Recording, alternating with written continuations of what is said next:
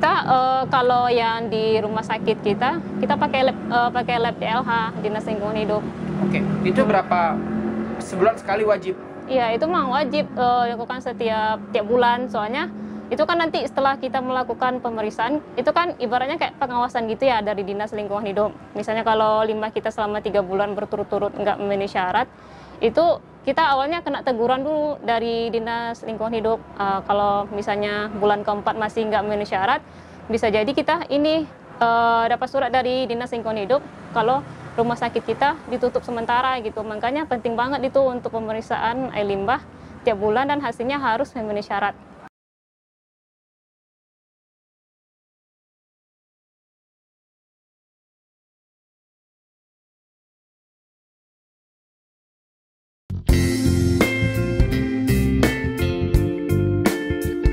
Oke, welcome back to my channel. Back lagi di channel gue, channelnya Engineer TV, TV-nya para engineer semua.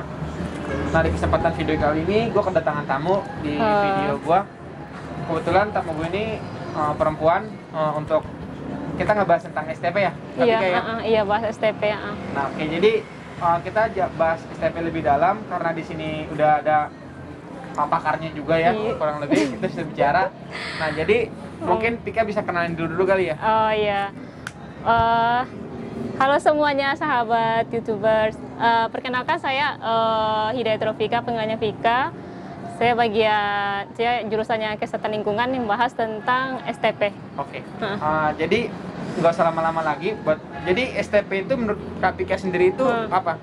Oh, kalau STP itu kan kalau menurut di IKESLI-nya gitu ya, itu tuh sebagai alat untuk pengolahan air limbah. Oke. Jadi mungkin dari pengolahan limbah itu STP itu kan singkat panjangannya Short Treatment Plan ya? Iya. Kurang lebih ya? Iya, benar. Itu flowchart-nya itu sampai dari pembuangan kotoran manusia sampai dengan kotoran kota. Itu flowchart-nya bisa di ini nggak ya? Bisa. Kalau itu kan kalau STP kan dia banyak pakai teknologi ya, ada pakai yang lumpur aktif, yang pakai extended aerasi, yang bakteri aerob dan aerob.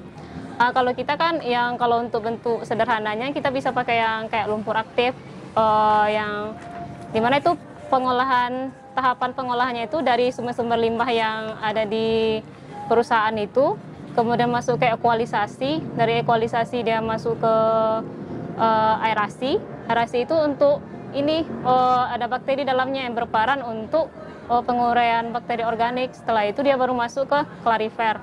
Clarifier ini pengendapan pertama, terus masuk ke sedimentasi, itu pengendapan yang kedua. Terus dia baru masuk ke effluent. Effluent itu udah hasil olahan dari air limbah itu, baru dibuang ke saluran kota. Mungkin itu yang simpelnya gitu. Oke, berarti kalau kita bicara buang saluran kota itu berarti mesti ada nilai yang harus baku dibuang. mutunya. Itu berapa? Bisa sampai kita harus ngebuang ke saluran kota. Itu kan yang kalau baku mutunya kita makainya yang Permen LH nomor 56 tahun 2016 kalau nggak salah ya tuh. Dia itu ada baku mutunya itu parameternya kayak amonia, kayak suhu, pH, terus debit air limbah, terus BOD, COD sama TSS dan TDS. Kalau untuk info lebih jelasnya lihat Permen LH aja gitu. Oke, siap. Nah, ini kan ada beberapa pertanyaan nih Pika nih. Kemarin juga saya mau nanya nih. Nah, contohnya kan ada poin nomor 1, berapa lama lumpur aktif maksudnya itu? Yang kayak jika nilai TSS dan BOD, COD melebihi buku mutu bagaimana tindakan yang harus dilakukan?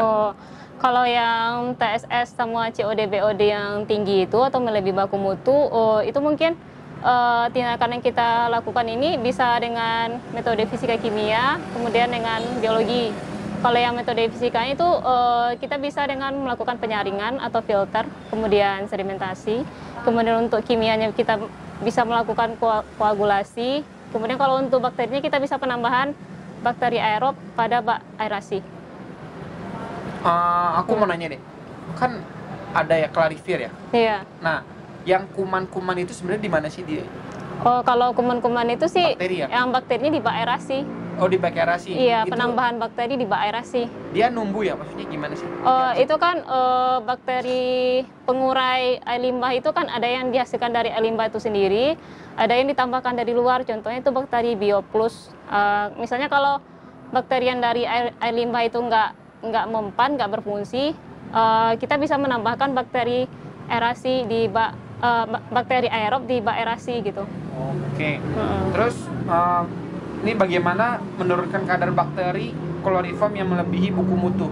Kalau menurunkan bakteri coliform kan itu kan kita bisa menambahkan dosis kaporit di dosing pump gitu. Karena kaporit itu bisa membunuh bakteri coliform. Oke. Terus yang bagaimana cara pengambilan sampel air limbah secara fisika, kimia, dan biologi? Kalau untuk pengambilan sampel air limbah secara fisika, kimia, biologi, kalau fisika kimia sih sama gitu. Kalau yang beda kan cuma biologi. Sebelum kita ngambil sampel air limbah itu, kita melakukan sterilisasi dulu alat-alatnya. Kayak botol sampelnya, kemudian botol kacanya, kemudian kita siapkan dulu alat-alatnya gitu, kayak batu es. Kalau batu es itu kan fungsinya untuk pas kita pengiriman sampel ke sana, biar bakteri yang itu tuh nggak berkembang. Kan fungsi batu es itu kan meredam itunya bakteri ya, biar nggak tumbuh. Jadi kalau untuk pengambilan fisika kimianya, kalau pengambilan pertama itu pencucian, pengambilan kedua pembilasan, pengambilan ketiga baru pengambilan sampel.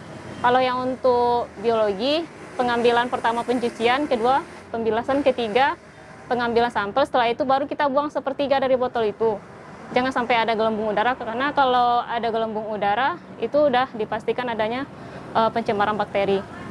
Terus baru dikasih label tempat pengambilan, tanggal, waktu, kemudian jenis sampel, kemudian baru dibawa ke lab lingkungan. Oke. Pika, ngomong-ngomong masalah pengambilan, itu standarnya tahu nggak? Maksudnya pH yang digunakan kalau diolah, tahu nggak sih? Kalau itu kan standarnya kita standar yang baku mutu yang air limbah itu, kita kan Permen LH nomor 56 tahun 2016 kalau nggak salah. Itu kita kalau pH-nya sih 6 sampai 9. Kalau melebihi baku mutu itu kan baru pengambilan ya. Iya. Pas kita pengambilan sampel itu kita bisa cek langsung sih pH-nya, suhu, sama yang bau, warna, kalau kekeruhan satu lagi. Itu kan kalau parameter fisiknya kan bisa kita cek langsung. Kalau yang parameter kayak biologinya itu kita ceknya di lab gitu. Oke. Terus faktor apakah yang membuat bakteri coliform melebihi buku mutu pada black water? Kalau yang black water itu kan yang hasil buangan air limbah yang di toilet ya. Kalau yang itu penyebabnya itu karena banyaknya kotoran tinja atau kotoran hewan di toilet, sehingga kotoran tinja sama kotoran tinja itu kan banyak mengandung bakteri coliform ya. Jadi kalau mereka terlalu banyak dimasuk ke dalam air limbah bisa menyebabkan bakteri coliform jadi naik gitu. Oke. Terus apakah pengambilan sampel air limbah harus dilakukan oleh pihak ketiga? Maksudnya itu gimana? Itu sih nggak harus dilakukan oleh pihak ketiga ya, tergantung kebijakan dinasnya masing-masing. Misalnya kayak di Tangerang Selatan gitu ya, pengambilan sampel limbah itu harus diwajibkan pihak ketiga, karena takutnya nanti kalau pihak dari rumah sakit sendiri yang ngambil gitu, takutnya hasil limbahnya ini direkayasa gitu. Makanya kalau di Kota Tangerang Selatan dulu disarankan untuk pihak ketiga yang ngambil, soalnya kan lebih akurat gitu ya hasilnya. Makanya itu sih tergantung kebijakan dinas lingkungan hidupnya masing-masing gitu. Itu biasanya pengambilan ke lab, kita ngetesnya di mana nih? Kita kalau yang di rumah sakit kita pakai lab DLH, dinas lingkungan hidup. Oke. Itu berapa sebulan sekali wajib? Iya, itu memang wajib dilakukan setiap bulan, soalnya itu kan nanti setelah kita melakukan pemeriksaan, itu kan ibaratnya kayak pengawasan gitu ya dari dinas lingkungan hidup. Misalnya kalau limbah kita selama 3 bulan berturut-turut nggak memenuhi syarat, itu kita awalnya kena teguran dulu dari dinas lingkungan hidup. Kalau misalnya bulan keempat masih nggak memenuhi syarat, bisa jadi kita ini dapat surat dari dinas lingkungan hidup kalau rumah sakit kita ditutup sementara gitu. Makanya penting banget itu untuk pemeriksaan air limbah tiap bulan dan hasilnya harus memenuhi syarat. Oke. Terus masalah tentang alat nih, alat pemeriksaan limbah biasanya apa aja yang digunakan? Oh, kalau alat untuk pemeriksaan limbah sih, kalau untuk pemantauannya sehari-hari ya untuk petugas Keslingnya, kita bisa pakai kayak pH meter yang untuk mengukur pH, kemudian bisa pakai termometer untuk mengukur suhu, TDS meter, kemudian kolorimeter. Banyak ya berarti ya? Iya. Oke, berikut adalah flowchart untuk STP ya teman-teman ya. Nah, di sini ada untuk perhitungan dosis dan kebutuhan kimikal ya. Ini contoh aja teman-teman. Mungkin bisa dipakai buat rumusnya. Di screenshot aja ya. Oke, kemudian ada kebutuhan kimikal liquid ya. Klorin pada flow capacity.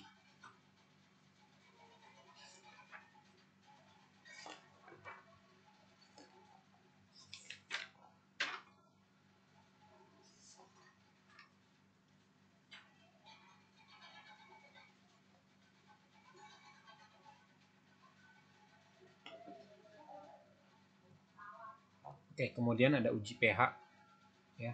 Ini pH-nya teman-teman ya. Menggunakan kertas lakmus ya teman-teman ya. Oke, kemudian ada contoh uji amonia. Yang terakhir adalah pengambilan sampel untuk uji lab ya teman-teman.